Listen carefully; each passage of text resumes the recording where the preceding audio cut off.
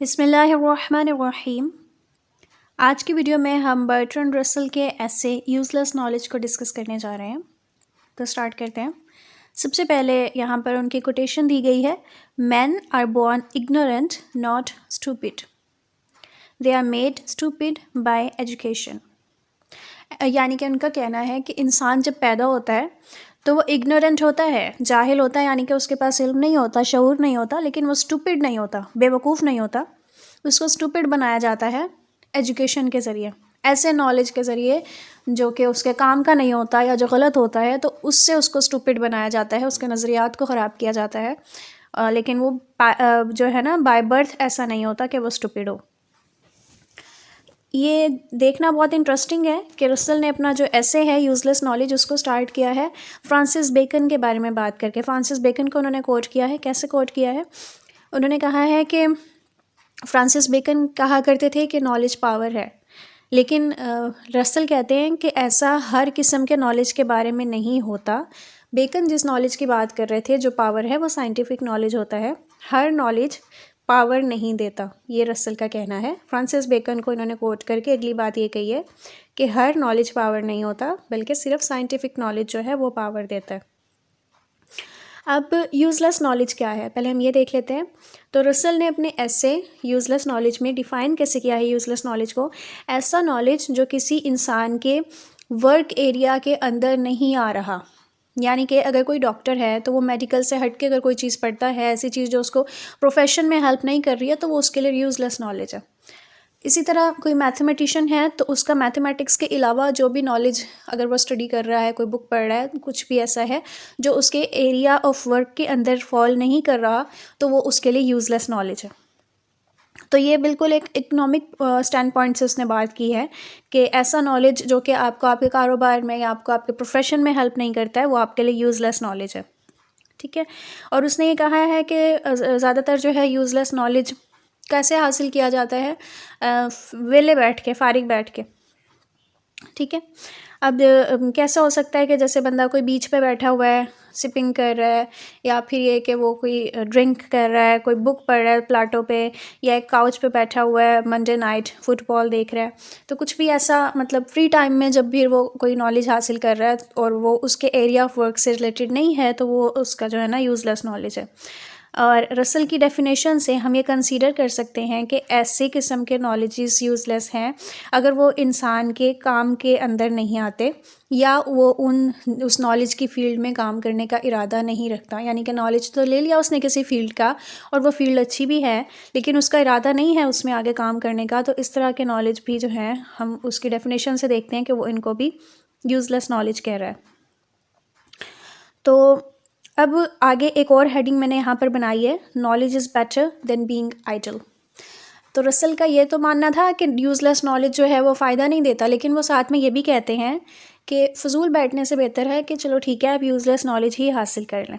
यहाँ पे वो ये बात हो रही है कि इस किस्म के नॉलेज को रिस्पेक्ट करना चाहिए, as oppose to laying waste on the corner of our mind. फ़जूल बैठ के अपना दिमाग ख़राब करने से बेहतर है ऐसे नॉलेज को हम रिस्पेक्ट दें, क्योंकि रसल ने इस अपने ऐसे के लास्ट फ्यू पैराग्राफ्स में इस चीज़ को बयान किया है कि जो वर्ल्ड है ये एक एंग्री प्लेस है जो अपने आप को डिस्ट्रॉय करने के लिए रेडी है। तो इस डिस्ट्रक्शन से बचने की रेमेडीज़ क्या है? हिस्ट्री है, बायोलॉजी है, एस्ट्रोनॉमी है, और हर उस किस्म की स्टडी है जो कि आपकी सेल्फ रिस्पेक्ट को डिस्ट्रॉय किए बगैर आपको एक पर्सपेक्टिव में देखने के काबिल बनाती है। तो यानी कि तालीम या नॉलेज अच्छा है, बजाय इसके कि आप फारिग बैठें, और वो नॉलेज जो आपकी सेल्फ रिस्पेक्ट को डिस्ट्रॉय नहीं कर रहा, आपको किसी ना किसी विजन में, किसी ना किसी पर्सपेक्टिव में देखने के काबिल बना रहा है, उस नॉलेज को इन्होंने अच्छा बोला है। अब यहाँ पर अगली हेडिंग मैंने दी है, function of useless knowledge. Useless knowledge का फंक्शन क्या हो सकता है? यूज़लेस नॉलेज कुछ डिग्री तक, कुछ हद तक ये एक एस्केप मैकेनिज़्म है, यानी कि फ़रार है जो हम अक्सर इख्तियार करते हैं ना। बाज़ औक़ात हम नॉवेल्स पढ़ रहे होते हैं या इस तरह की कोई भी चीज़ पढ़ रहे होते हैं जो कि हमारे एरिया ऑफ स्टडी से या हमारे एरिया ऑफ वर्क से रिलेटेड नहीं होती, तो वो होता है कि हम जब फ्री होते हैं, बोर हो रहे होते हैं, या फिर हम किसी चीज़ को लेकर परेशान होते हैं, तो हम एस्केप मैकेनिज़्म के तौर पर वो पढ़ रहे होते हैं। ठीक है। लेकिन मिथ के इस्केप मैकेनिज़्म के बरअक्स। अब मिथ क्या होता है? मिथ होते हैं ऐसी चीज़ें जो कि रियल नहीं है, जैसे कि जिन्नों भूतों की कहानियाँ हो गई, या ऐसे वंडरलैंड की स्टोरीज़, ऐसी चीज़ें जो कि बिल्कुल भी रियल नहीं है, सुन के भी पता चल रहा है आपको कि ये मिथ बनाई हुई है। ठीक है, तो इस्केप मैकेनिज़्म ऑफ मिथ से बरअक्स रसल किस चीज़ को रेफ़र करता है कि useless knowledge to seek to inspire a lasting elevation to what else the soul. वो ये कह रहे हैं कि हम यूज़लेस नॉलेज को मोस्टली किस तरह से किस लिए हासिल कर रहे होते हैं, या क्यों हम उसमें इंडल्ज हो रहे होते हैं। हम एक तरह से एलिवेशन चाह रहे होते हैं, रिलीफ चाह रहे होते हैं अपने पेन से, अपने दुखों से। लेकिन वो ये कहता है कि जो मिथ होते हैं, जो लोग मिथ्स में या इस तरह की जो है ना उन्होंने अपनी ना ख्याली दुनिया बनाई हुई होती है नॉवेल्स में, स्टोरीज़ में, और वो मिथ्स को पढ़ के वो अपने आप को, उनको लगता है कि वो हमारे दुखों को ख़त्म कर देगा या हम कुछ टाइम उसमें जी लेंगे। लेकिन वो ये कहता है कि ये मोमेंट्री एलिवेशंस हैं, यानी कि ये बड़ा वक्ती रिलीफ देते हैं आपको, और ये लंबे टाइम में आपकी जो रूह की सफरिंग है उसको बढ़ा देते हैं। जब आप ऐसे ख्याली दुनिया में रहना शुरू कर देते हैं ना, जो कि वक्ती तौर पे तो आपको उसमें गुम होके अच्छा लगता है, ठीक है, वो स्टोरी की दुनिया, वो नॉवल की दुनिया, वो नॉलेज की दुनिया, लेकिन लॉन्ग टर्म पे उसका कहना यह है कि आपके सफरिंग को बढ़ा देता है, आपको वक्ती रिलीफ मिलता है, लेकिन ये हमेशा का रिलीफ नहीं देता। तो फिर रसल यहाँ पर आगे ये कहता है कि यहाँ पर वो कोट करता है एक मिस्र की मैथमेटिशियन हाइपेटिया को। उसने एक जो है ना फ़िलॉसफ़ी दी थी कि नॉलेज से किस तरह से डील करना चाहिए, उसके बारे में मैंने यहाँ पर हेडिंग भी बनाई है। वो कहती है fables should be taught as fables, कहानियाँ कहानियों की तरह ही सुनाई जाएँ, एज मिथ्स, और मिथ को जब आप सुनाएं तो बता के सुनाएं कि ये जो मिथ है ये रियलिटी नहीं है। And miracles as poetic fantasies, और ये जो मौजज़ों वाली बातें हैं इसको पोइटिक फैंटेसीज, यानी कि अगेन बताया जाए कि ये रियलिटी नहीं है, ठीक है, ये पोइटिक फैंटेसी है, इस तरह से करके बताया जाए। यानी कि जो भी चीज़ आप बता रहे हैं उसको एज इट इज़ बताएं कि ये चीज़ है, ये इस कैटेगरी में फॉल करती है। To teach superstitions as truth is a most terrible thing. वो ये कह रही है कि जब हम तोहमात को सच्चाई बनाकर बता देते हैं तो ये सबसे टेरिबल थिंग है जो हम करते हैं। जो एक बच्चे का जहन होता है वो उन चीज़ों को एक्सेप्ट कर लेता है और उन पे बिलीव कर लेता है, और फिर बड़े तकलीफ़ के बाद और शायद ट्रेजिडी के बाद बड़े सालों बाद जाके वो इन चीज़ों से निकल पाता है, वो अपने आप को ट्रुथ में लेके आता है और फिर इन चीज़ों से उसको रिलीफ मिलता है। तो वो ये कहती है कि जो भी नॉलेज है उसको उसका लेबल दे के समझाया जाए, कि जिस तरह हम बच्चों को कोई स्टोरी सुना रहे होते हैं, जिन भूत वाली, परियों वाली, बादशाहों वाली, शहजादों वाली, तो फिर उन्हें बताया जाए कि फैंटेसीज़ हैं, ये मिथ्स हैं, ये फेबल्स हैं, ये रियलिटी नहीं है। तो जब वो ये कह रही है कि अगर हम ऐसा करते हैं, मतलब बगैर उसका लेबल दिए बच्चे को बता देते हैं, तो उसका जहन उसी दुनिया को, उन्हीं चीज़ों को एक्सेप्ट कर लेता है, और फिर बाद में बड़ा होकर उसके लिए काफ़ी मसाइल पेश आते हैं उस चीज़ में। तो यहाँ पर रसल ने उसको कोट किया है, ठीक है। एट द सेम टाइम वो क्या कर रही है, वो थिंकिंग को प्रमोट कर रही है, तो इसकी मैंने हेडिंग बना दी है। एट द सेम टाइम उसको ये भी कहते हुए कोट किया जाता है, reserve your right to think, for even to think wrongly is better than not to think at all. तो हाइपेटिया जो मैथमेटिशियन है वो यहाँ पर एक और बात करती है कि सोचो, अगर जो तुम गलत ही सोचो, कि गलत सोचना बेहतर है बजाय इसके कि बिल्कुल ना सोचा जाए। तो ये वाली बात भी उसकी कोट हो रही है, ठीक है। बोथ रसल एंड हाइपेटिया रियलाइज्ड, और अगर आप चाहो तो आप बिलीव कर लो कि ये जो स्कूल ऑफ थॉट हैं साइंटिफिक मेथड पर ही जो बेस करते हैं, यही आपकी सफरिंग को एलिवेट कर सकते हैं। यानी कि इन दोनों का जो सोच थी वो ये कहती थी कि साइंटिफिक स्टडी जो है, या साइंटिफिक स्कूल ऑफ थॉट पर जो भी मेथड्स वगैरह बने हुए होते हैं, सिर्फ वही आपकी सफरिंग को कम कर सकते हैं, वही आपको रिलीफ दे सकते हैं। लेकिन जो मिथ हैं ये प्रोपेगेट करते हैं हमारी हार्डशिप को मज़ीद बढ़ाने में, हमारी हार्डशिप को मज़ीद बढ़ा देते हैं मिथ्स वगैरह। तो इसलिए ये जो यूज़लेस नॉलेज है इसको वो इतना ज़्यादा प्रमोट नहीं कर रहे, ठीक है। अब यहाँ पर जो ये ऐसे को एनालिसिस करने वाला बंदा है वो ये क्वेश्चन कर रहा है कि क्या रसल और हाइपेटिया वो राइट थे अपनी इस बात में, या फिर वो ऐसे लोग थे जिनके पास थोड़ा सा ना कम नॉलेज था या कम तजर्बा था। वो ये अब साथ वो अपना एनालिसिस ये दे रहा है कि कुछ हद तक वो लोग ठीक थे, एटलीस्ट इस रिगार्ड में कि उन लोगों के बारे में जो कि लर्निंग को एंजॉय करते हैं। जो लोग लर्निंग को एंजॉय करते हैं उनके बारे में इनकी ये सोच ठीक थी कि आपको साइंटिफिक चीज़ें पढ़नी चाहिए, आपको अच्छा नॉलेज पढ़ना चाहिए जो आपको फ़ायदा दे, आपको मिथ्स फ्लॉ और जो इस तरह की फेबल्स वगैरह हैं उससे ज़रा दूर रहना चाहिए, ठीक है। लेकिन आगे वो ये बंदा एनालिसिस करता हुआ कह रहा है कि हाउ एवर उन्होंने एक गलती कर ली, किसने, रसल ने और हाइपेटिया ने एक गलती कर ली कि वो जो है ना बर्गर्स ऑफ इंटेलेक्चुअल्स के क्लास से थे, यानी कि वो कह लो कि हाई क्लास से बिलोंग करते थे और साथ में वो इंटेलेक्चुअल्स थे, यानी कि जहन से चलने वाले लोग थे। तो लेकिन वो ये बात मतलब एज्यूम करना भूल गए कि जो रूलिंग क्लास है या जो रिच पीपल हैं वो हर वक्त इंटरेस्टेड नहीं होते लर्निंग में, और समटाइम्स उनको लर्निंग की ज़रूरत भी नहीं होती, उनका काम वैसे ही बहुत अच्छा चल रहा होता है। ठीक है, अब अगली एक बात यहाँ पर ये होती है lack of interest in reading. Although one would like to think that everyone would enjoy learning, find elevation in it.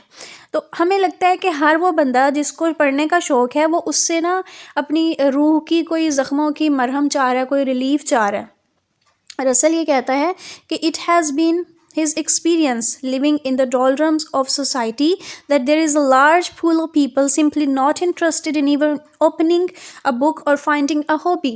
वो कहता है मैंने ऐसे लोगों को भी देखा है कि जो लोग किताबें खोलते ही नहीं है यार, जिनके पास सिरे से कोई हॉबी नहीं है यार, किताबें तो छोड़ो कोई और हॉबी भी नहीं है उनके पास। तो वो कहता है मैंने ऐसे लोगों को भी देखा है, पैथेटिक लोग होते हैं ये। One would suspect that this is the failure of the system, ये सिस्टम का फेलियर हो सकता है, ये कल्चर का फेलियर हो सकता है, लेकिन फिर भी ये लोग एग्जिस्ट करते हैं, ऐसे लोग एग्जिस्ट करते हैं चाहे उनकी सफरिंग्स कुछ भी हैं या जो भी, लेकिन वो बुक्स में अपना जो है ना टाइम नहीं लगाते, वो उसे खोलते ही नहीं हैं। तो इस सेटअप में अगर उनको देखा जाए तो वो लोग जो इन्जॉय करते हैं लर्निंग को, उनको हम हीडोनिस्टिक कह सकते हैं रसल के मुताबिक। अब हीडोनिस्टिक कौन होते हैं? ऐसे लोग जो कि अपनी खुशी को ही सब कुछ समझते हैं। हीडोनिज़म एक जिसे कह सकते हैं कि एक स्कूल ऑफ थॉट है जिसके मुताबिक हर चीज़ से बड़ा क्या होता है खुशी अपनी ज़ात की। ठीक है, अपनी ज़ात की खुशी जो है वो सबसे अच्छी होती है। तो जो लोग रसल के मुताबिक ऐसे लोग जो कि नॉलेज में अपना टाइम देते हैं या जो कि पढ़ने को एंजॉय करते हैं वो हीडोनिस्टिक स्कूल ऑफ थॉट के होते हैं।